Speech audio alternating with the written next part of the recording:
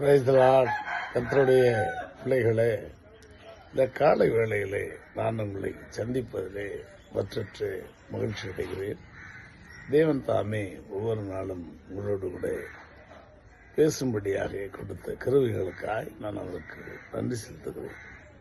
இந்த காலை வேளையிலே ஆண்டவர் நமக்கு கொடுத்திருக்கிற ஒரு சிறிய வசனம் மத்தேயுவின் புஸ்தகம் 9ஆம் அதிகாரம் 27ஆம் வசனத்தை நாம் வாசிக்கிறோம். இயேசு அவ்விடம் விட்டு போகையில் 2 குருடர் அவர் பின்னே சென்று, தாவீதின் குமாரனே, எங்களுக்கு இரங்கும் என்று கூப்பிட்டார்கள். அல்லேலூயா.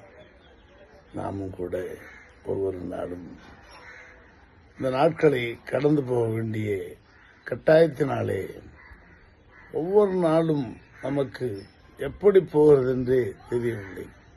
நாட்கள் மிகவும் கொடியதாக இருக்கிறது. ஆங்காங்கே சண்டைகளும் சச்சரவுகளும் போர்களும் மூண்டு கொண்டிருக்கிறது. அதனாலே எல்லாவிதமான விலைவாசிகளும் ஏறிக்கொண்டே போகிறது.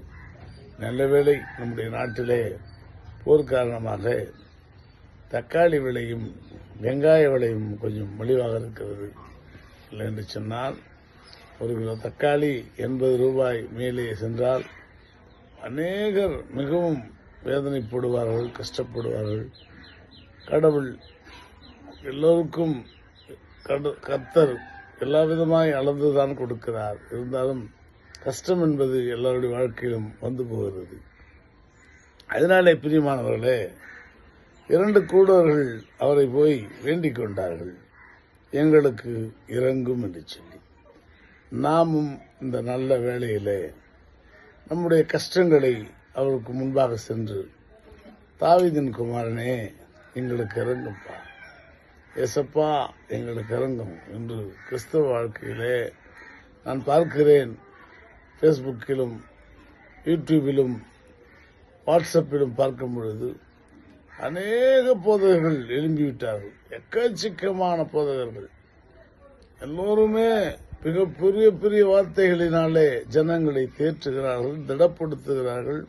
சுவிசேஷங்களை எத்தனை இடத்தில் இயேசு என்று அழைக்கப்பட்டிருக்கிறது, எத்தனை இடத்திலே மெய்யாகவே மெய்யாகவே நான் உனக்கு சொல்லுகிறேன் என்று ஆண்டவர் சொல்லுகிறார், எத்தனை இடங்களிலே உபவாசத்தை பற்றி சொல்லியிருக்கிறது, எத்தனை இடங்கள் என்று கூட எல்லாவற்றையும் துல்லியமாக பேசக்கூடிய மகா பெரிய போதகர்கள் கர்த்தர் எழுப்பியிருக்கிறார். அதற்காக நான் தேவனுக்கு நன்றி செலுத்துகிறேன், அவரை துதிக்கிறேன். எப்படி வேதத்தை அறிந்து கொள்வது அவ்வளவு லகுவான காரியம் கிடையாது.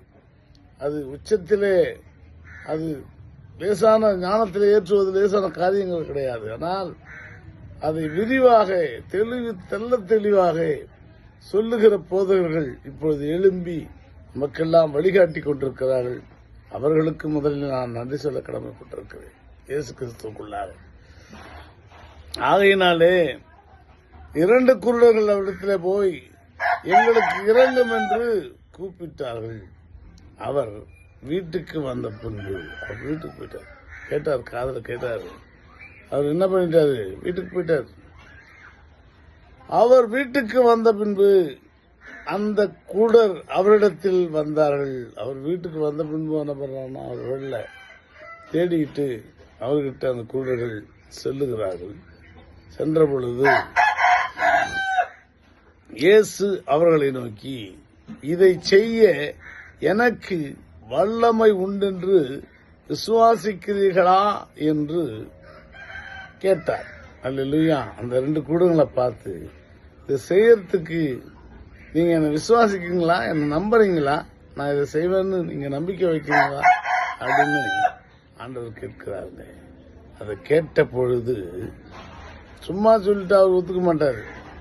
மனுஷனோ முகத்தை பார்க்கிறான், தேவன் உள்ள திரியங்களை ஆராய்ந்தறிகிறவராக இருக்கிறார். அவர்தான் இயேசு கிறிஸ்து. உன் உள்ளத்துல நீ என்ன நினைக்கிற? ஒன்றும் இல்லை, ஏதோ செய்யறன்ற சாங்கிய மாதிரி, நீ என்ன கை வச்சு செய்வேன்னு பாக்குறேன்பா அப்படின்னு சொல்லி இவர்கள் மனதில் நினைத்து வருவார்களோ, இல்லை என்னவோ பண்ணுவாமே அது பண்ணு அப்படின்னு வரானுங்களோ, இல்லை உண்மையாகவே இவர் செய்ய வல்லவர், இடத்துல அற்புதம் உண்டு, இவ்விடத்தில் விடுதலை உண்டு என்று வருகிறாரோ என்று சொல்லி அவர்கள் மனதிலே நினைக்கிறார்களோ என்று சொல்லி அவர் பார்க்கிற பொழுதுதானே உண்மையாகவே இவர் செய்வார் என்ற நம்பிக்கை அவர்கள் மனதிலே இருந்தது. அப்படிதான் நானும் தொடர்ந்து சில மனிதரிடத்துல எனக்கு சர்ச்சை கட்ட வேண்டும், சர்ச்சை கட்டுவதற்கு நான் நம்பினவர்கள், என்னை கைவிடாதபடி என்னை கண்டவர்கள், என்னை நம்புகிறவர்கள், என் மீது அன்பு வைத்திருக்கிறவர்கள், உங்களால் முடிந்த காணிக்கைகளை ஜிபே மூலம் அனுப்பி வையுங்கள் என்று பல நாட்கள் இந்த வீடியோவை பதிவிடுகிறேன். ஆனால் என்னை நம்பவில்லை என்று உண்மையாகவே நான் சும்மானா உங்களை பேசுறேன் தவிர, உனக்கெல்லாம் காசு அனுப்புகிற அளவுக்கு நான் உன்னை நம்பலையா, உனக்கு பாசன சர்ச்சை கட்டுறதுக்கு அதுக்கு கூட நான் உனக்கு அனுப்புமானேன், சும்மா வேணும்னா கில்பர்ட் அப்படி இருக்கீங்கன்னு பேசுவேன், அது எல்லாரும் பேசுவாங்க தான் அப்படின்னு சொல்லி மிக அருமையான என்னோடு பழகினவர்கள், என் நண்பர்கள் மிகவும் நல்லவர்கள். அவர்களை கர்த்தர் காலை வேளையிலே ஆசீர்வதிக்கும்படியாக நான் வேண்டிக் கொள்ளுகிறேன், விசுவாசிக்கிறேன். அவங்க சொல்றாங்க. அப்படி சொன்னப்போ அதற்கு அவர்கள் ஆம் விசுவாசிக்கிறோம் ஆண்டவரே என்றார்கள். அப்பொழுது அவருடைய கண்களை அவர் தொட்டு, உங்கள் விசுவாசத்தின்படி உங்களுக்கு ஆக கடவுது என்றார். இல்லையா? நானும் தாங்க விசுவாசிக்கிறேன். என் அன்பு சகோதரர்களே, என் அன்பு சகோதரிகளே, என்னை தினந்தனம் பார்க்கிறவர்களே, உங்களை நான் நம்புகிறேன். சபை கட்டுவதற்காக தாராளமாய் நீங்கள் எனக்கு காணிக்கை அனுப்புவீர்கள் என்று சொன்னால் அதை வைத்து பிழைப்பு நடத்தக்கூடியவன் நான் அல்ல, அதிலே சாப்பாடு சாப்பிடுகிறவன் நான் அல்ல. அது கடவுளுக்காக உதவுகிற ஒரு செயல், அதிலே விளையாட மாட்டேன். கர்த்தர் என்னை அடித்து போடுவார் என்று சொல்லி நான் ஜெபித்து முடிக்கிறேன். அன்பின் பரலோக பிதாவே, இயேசு கிறிஸ்து நாமத்திலே நான் மண்டைக்கு வருகிறேன். நீர் நல்லவரும் வல்லவரும் கிருபை உள்ளவரும் மாட்சிமை நிறைந்தவரும் மகிமைக்கு பாத்திரராக இருக்கிறதே, அதற்காக நான் நன்றி செலுத்துகிறேன். மனிதர்கள் பாவத்தினாலே மரித்து போய் கொண்டிருக்கிறார். பிரச்சாரங்களினாலும் தேசிக்காரங்களினாலும் குடிபாதகங்களினாலும் ஜனங்கள் தினந்தோறும் செத்துக் கொண்டிருக்கிறார். தகப்பனே, விபச்சாரத்திலிருந்து பெண்களை விடுவித்து ஆண்களையும் விடுவித்து நல்புத்தியை கொடுத்து பரிசுத்தமாக்கும். உடைய கடைசி வருகையிலே அவர்கள் வர கர்த்தர் கிருபை செய்யும். ஆண்டவரே, குடிகாரர்கள் அதிகமாக பெருகியிருக்கிறார்கள். அவர்களும் அதை விட்டு திருந்தி நல்வழிப்படுத்த கர்த்தர் உதவி செய்யும். ஆண்டவரே, பொறாமைக்காரர்களும் கழகத்தாரும் அதிகமாக சுற்றி தெரிகிறார்கள். அவர்களையும் அந்த இடங்களிலிருந்து மாற்றி அமையும். வேலை ஸ்தலங்களிலே திரட்சியினாலே இருக்கிற ஒவ்வொருவரும் அந்த திரட்சியிலிருந்து விடுதலையாக்கும். சந்தோஷம் சமாதானம் ஒவ்வொரு குடும்பங்களும் நிலைத்திருப்பதாக. வியாதிகளிலிருந்து மனிதர்களை தூக்கியிடும் ஆண்டவரை காத்து வழிநடத்துங்கள். இன்றைய வசனம் உங்களுடைய பிள்ளைகளுக்கு பிரயோஜனமாகப்படட்டும். இயேசு கிறிஸ்து நாமத்தில் ஜெபிக்கிறேன், ஜீவன் உள்ள நல்ல பிதாவே. ஆமென், ஆமென், ஆமென்.